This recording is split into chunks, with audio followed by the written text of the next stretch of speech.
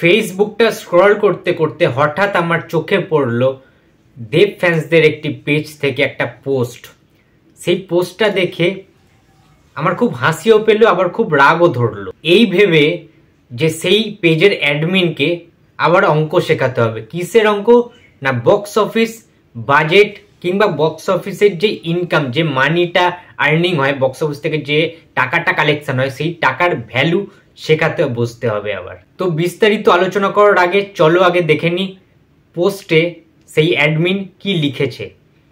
সে লিখেছে, বাংলার একমাত্র সুপারস্টার যার ঝুলিতে 17টি 5 কোটি ক্লাবের ফিল্ম আছে, টালিগঞ্জ ইন্ডাস্ট্রিতে 5 কোটি কালেকশন পার করতে পেরেছে, তার সংখ্যা খুব একটা বেশি নয়।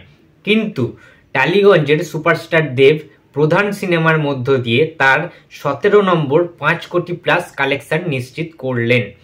বক্স অফিসে এভাবেই রাজত্ব চালিয়ে যাচ্ছেন সুপারস্টার দেব। সো ওয়েল, তোমরা সবাই দেখলে পোস্টটা, আমি কিন্তু পড়ে শোনালাম, তোমরা দেখতেও পাচ্ছ। ইভেন এই ভিডিওতে আমি কাউকেই ছোট করছি না, কিন্তু তার সত্ত্বেও একটা কথা বলতে বাধ্য হচ্ছি। এই পেজের অ্যাডমিন সুপারস্টার দেব সংক্রান্ত যে কোনো বিষয়ে এতটাই অবগত এবং এতটাই মগ্ন সেই ঘোরে, এবং সেই সুপারস্টারকে একদম আকাশের চূড়ায় পৌঁছে দেওয়ার জন্য যে সেই অ্যাডমিন পুরনো ইতিহাসগুলো যারা তৈরি করে দিয়ে গেছে, সেই ইতিহাসের কথা তারা নিমেষেই ভুলে যান। বয়সের হিসেবে কিংবা সিনেমার হিসাবে কিংবা অভিনয়ের হিসাবে দেব কালকের শিশু।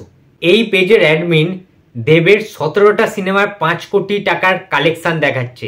সেই অ্যাডমিন হয়তো ভুলে গিয়েছে মেগাস্টার প্রসেনজিৎ চ্যাটার্জির এরকম 100টা সিনেমা আছে যেগুলো 80-র দশকে এবং 90-এর দশকে যা ব্যবসা দিয়েছিল, এখনকার টাকার অঙ্কের বিচারে সেগুলো 10 কোটি ছাড়িয়ে যাবে। 30-35 বছর আগে 50,000 টাকার যা মূল্য ছিল, এখন সেই মূল্য 10 কোটিতে দাঁড়াবে। 90-এর দশকে প্রসেনজিতের অর্থাৎ বুমবাদার সিনেমাগুলি 25 সপ্তাহ, 50 সপ্তাহ, 75 সপ্তাহ পর্যন্ত ব্যবসা করত। Can you imagine? 75 সপ্তাহ ধরে প্রসেনজিতের সিনেমাগুলি তখনকার দিনে রমরমিয়ে প্রত্যেকটা গ্রাম বাংলার প্রেক্ষাগৃহে চলতো, রমরমিয়ে ব্যবসা করত। 50 সপ্তাহ 75 সপ্তাহ টানা হাউসফুল যেত প্রেক্ষাগৃহগুলি, হলগুলি রমরম করে ব্যবসা করত। হল মালিকদের মুখেও যেমন হাসি ফুটতো, দর্শকরাও ভালো ছবি মন ভরে উপভোগ করত, প্রাণ ভরে তারা দেখতো, সপরিবারে তারা হলে যেত। তখন প্রসেনজিৎ নামটাই যথেষ্ট ছিল। টিকিটের মূল্য অনেক কম ছিল, যার কারণে প্রচুর মানুষ হলে কিন্তু ভিড় করতো, হলে পারিবারিক সিনেমাগুলো তারা দেখতো। 850-র ওপরে সিঙ্গেল স্ক্রিন হল ছিল। Can you imagine? এই পেজের অ্যাডমিনকে আমার একটা ছোট্ট অঙ্ক জিজ্ঞাসা করার আছে। সেই অঙ্কের যদি সমাধানটা তিনি করতে পারেন, আমি খুব খুশি হব। তখনকার দিনে 90-এর দশকে প্রসেনজিতের সিনেমাগুলি 25 সপ্তাহ, 50 সপ্তাহ, 75 সপ্তাহ করে রমরমিয়ে প্রেক্ষাগৃহে চলেছে। আর এখন বর্তমান সময়ে দেবের সিনেমাগুলি 75 দিন চলছে কিনা সন্দেহ। আর এখনকার দিনে দেবের সিনেমাগুলো 75 দিনের যে সেলিব্রেশন, 100 দিন যদি হয় কোনো সিনেমা, সেটার যে সেলিব্রেশন, যেন মনে হচ্ছে 75 সপ্তাহ চলেছে তার সেলিব্রেশন করছে, যেন 100 সপ্তাহ চলেছে তার সেলিব্রেশন করছে। এগুলো সত্যি হাস্যকর। দেবের ফ্যান্সরা বা এই পেজের অ্যাডমিন জানে না যে তখনকার দিনে প্রসেনজিৎ নামটাই যথেষ্ট ছিল। প্রসেনজিতের নামে টিকিট ব্ল্যাক হতো, হলে হলে হাউসফুল বোর্ড ঝুলতো, মানুষ এত ক্রেজ ছিল, প্রসেনজিতের ফ্যান্সদের এত ক্রেজ ছিল সেই টাইমে। এখনকার দিনের না, এগুলো কিচ্ছু না। জাস্ট দেবের 17টি সিনেমা 5 কোটির উপরে ব্যবসা করেছে বলে এই পেজের অ্যাডমিনের পা আর মাটিতে পড়ছে না, সে আকাশে উঠতে শুরু করেছেন।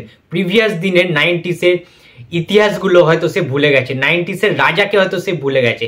The ultimate box office king Prosenjit ছিল একটা টাইমে, এটা কিন্তু অ্যাডমিন হয়তো ভুলে গিয়েছে। আমি মেনে নিলাম দেবের 17টি সিনেমা 5 কোটি প্লাস ব্যবসা করেছে, কিন্তু আজ থেকে 35 বছর আগে, 40 বছর আগে 1 লাখ টাকার মূল্য ছিল 5 কোটির সমান, 10 কোটির সমান।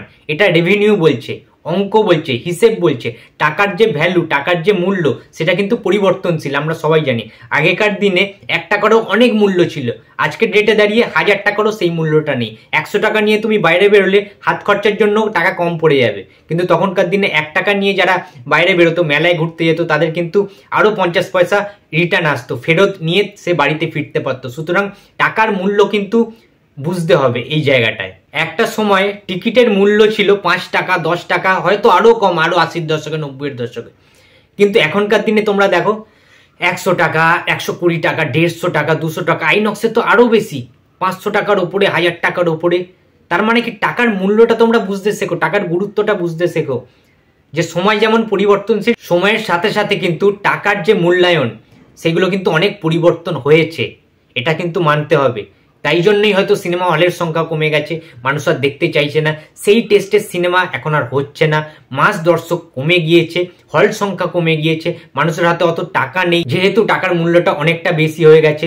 আর বেশিরভাগ দিনে, আগেকার দিনে সিনেমাগুলো দেখতে যেত গ্রাম বাংলার মানুষরা, যারা খেটে ইনকাম করতো, খেটে খেত, দিন আনে দিন খায়, যে দিন মজুরগুলি ছিল, তারা কিন্তু বেশিরভাগ সিনেমা দেখতে যেত। কিন্তু সেই সিনেমাগুলি যখনই শহর কেন্দ্রিক হওয়া শুরু করে দিল, তখন কিন্তু সিনেমা হলের সংখ্যাও কমে গেল, এবং যে মানুষগুলি সিনেমাগুলো দেখতে যেত টাকা দিয়ে টিকিট কেটে, তারাও সিনেমা দেখা বন্ধ করে দিল। তার কারণ তারা সেই সমস্ত স্বাদের সিনেমার পেত না, এবং টিকিটের মূল্য এতটাই আকাশ ছোঁয়া যে তাদের পক্ষে সংসার চালিয়েও সেই টাকা দিয়ে টিকিট কাটা সম্ভব হতো না। তাই জন্যই সেই সংখ্যক মানুষগুলো সিনেমা দেখা ছেড়ে দিল। এই পেজের অ্যাডমিনকে আমি জাস্ট একটা সিম্পল এক্সাম্পল দিচ্ছি, একটা ছোট্ট উদাহরণ দিচ্ছি। আজ থেকে 35 বছর আগে, 30 থেকে 35 বছর আগে, আমাদের বুম্বাদা, আমাদের মিস্টার ইন্ডাস্ট্রি প্রসেনজিৎ চ্যাটার্জি যেসব সিনেমাগুলো করে গেছেন, জাস্ট নামগুলো বলছি, তোমরা শোনো: অমর সঙ্গী, অমর প্রেম, আশা ভালোবাসা, আক্রোশ, বদনাম, অন্যায় অত্যাচার, এরকম শত শত সিনেমা বোমবাদা করে দিয়ে গেছেন। সেই সিনেমাগুলো কালেকশন করেছিল, বক্স অফিস থেকে ইনকাম করেছিল 30 লাখ, 40 লাখ, 50 লাখের ওপরে। সুতরাং সেই টাকার মূল্যটা আজকের ডেটে দাঁড়িয়ে 2024-এর মতো জায়গায় এসে দাঁড়িয়ে যদি হিসাব করা হয়, সেগুলো তো 10 কোটি, 20 কোটির ওপরে যাবে, সেই হিসাব, সেই রেভিনিউ। এটা অঙ্ক বলছে, এটা হিসেব বলছে। সুতরাং দেবের এই 17টা সিনেমাকে, যে 17টা সিনেমা দেবের 5 কোটি টাকা কালেকশন করে হয়েছে, এই 17টা সিনেমাকে তো বোমবাদার শত শত সিনেমা, 100-150 খানা সিনেমা চাপা দিয়ে দেবে, জাস্ট চাপা দিয়ে দেবে।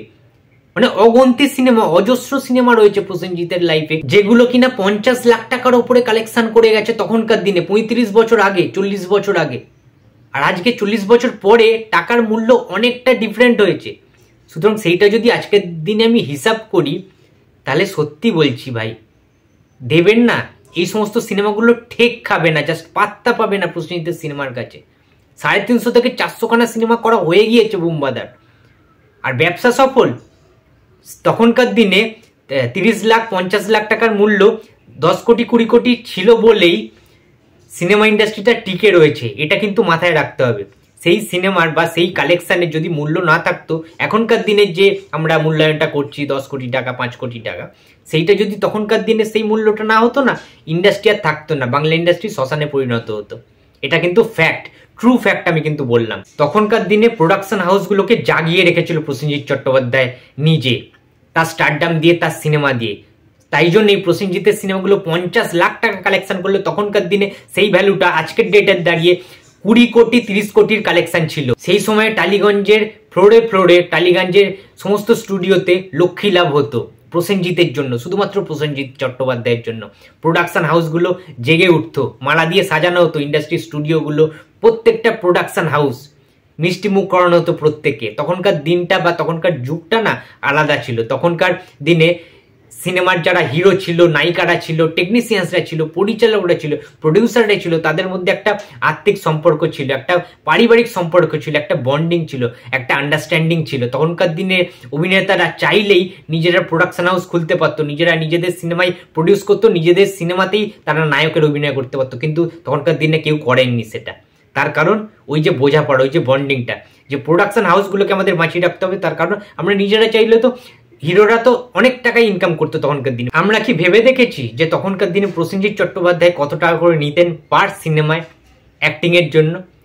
কিন্তু প্রসেনজিৎ চাইলে সেই তার সমস্ত কিছু দিয়ে বিশাল কিছু প্রোডাকশন হাউস খুলে নিজে বড় বড় সিনেমা কিন্তু করতেই পারতেন, বানাতেই পারতেন। কিন্তু তিনি সেটা তখনকার দিনে করেননি।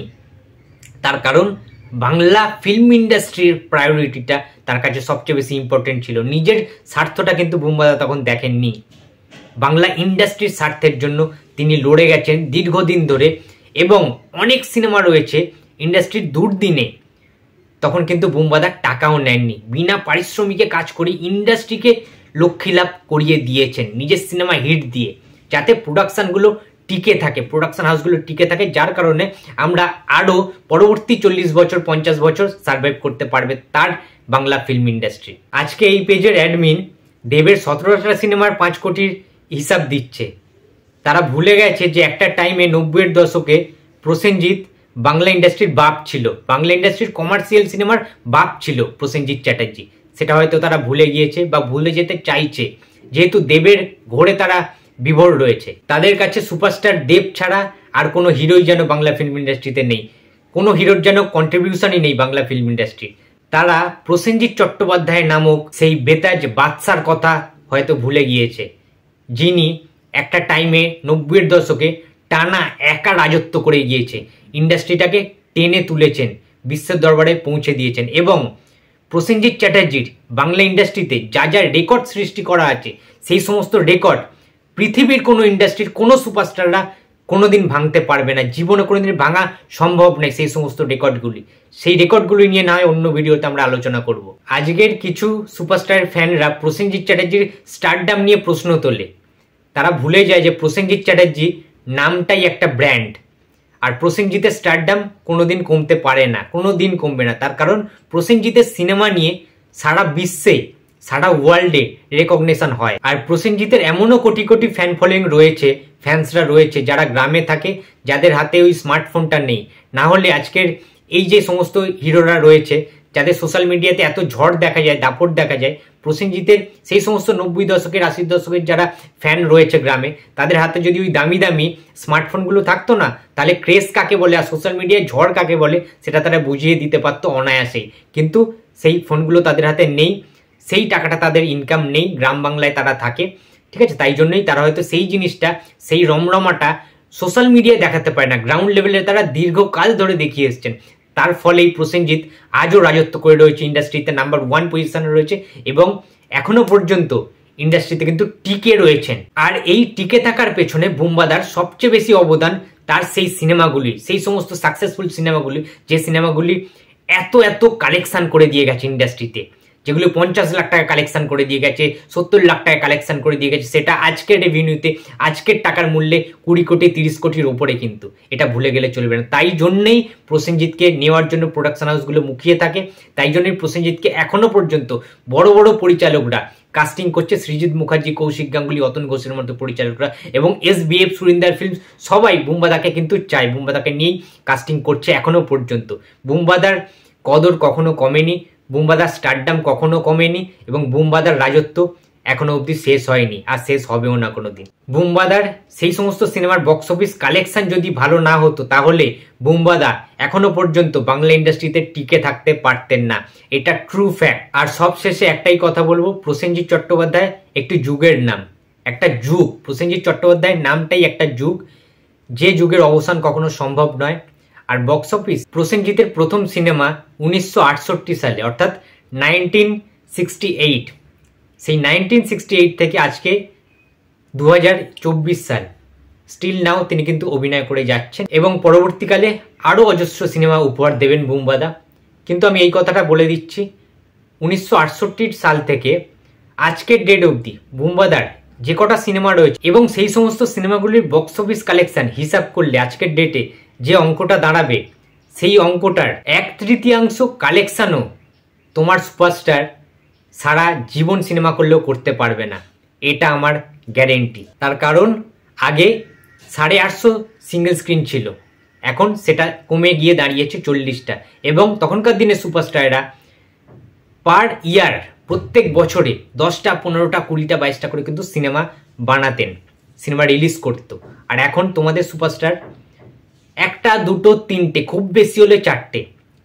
তাই সেটা কখনো সম্ভব নয়, সম্ভব হতে পারে না। আর একটা কথা, এখন এই টাইমটায় যেমন তোমার সুপারস্টারের পিক আপ টাইম চলছে, পিক টাইম চলছে, তখনকার দিনে 90-এর শতকে একটা সময় ছিল যখন প্রসেনজিতের পিক টাইম ছিল, তখন অন্য কোনো সুপারস্টার ধারের কাছে ঠেক খেত না। তাদের সিনেমাগুলো 1 সপ্তাহ 2 সপ্তাহ 5 সপ্তাহ চলতো, তারপরে কিন্তু নেমে যেত। কিন্তু প্রসেনজিৎ চট্টোপাধ্যায়ের সিনেমা টানা 20 সপ্তাহ 30 সপ্তাহ 25 সপ্তাহ ঠিক আছে, 75 সপ্তাহ টানা কিন্তু চলতো, হাউসফুল চলতো টানা। তখন প্রসেনজিতের পিক টাইমে প্রসেনজিৎকেই বলা হতো বক্স অফিস কিং, যেটা তোমরা এখনকার দিনে নিজেদের সুপারস্টারকে বলো, যে ট্যাগলাইনটা দিয়েছো বক্স অফিস কিং। একটা টাইমে পিক টাইমে আমাদের চকলেট হিরো প্রসেনজিতের বয়স যখন অনেক কম ছিল, প্রসেনজিৎ যখন অনেকটাই ইয়াং ছিল, তখন প্রসেনজিৎকেও কিন্তু একটা টাইমে বক্স অফিস কিং বলা হতো। তখন এত সোশ্যাল মিডিয়া ছিল না, তাই জন্য প্রসেনজিতের সেই ক্রেজটা আমরা উপলব্ধি করতে পারিনি, ফিল করতে পারিনি।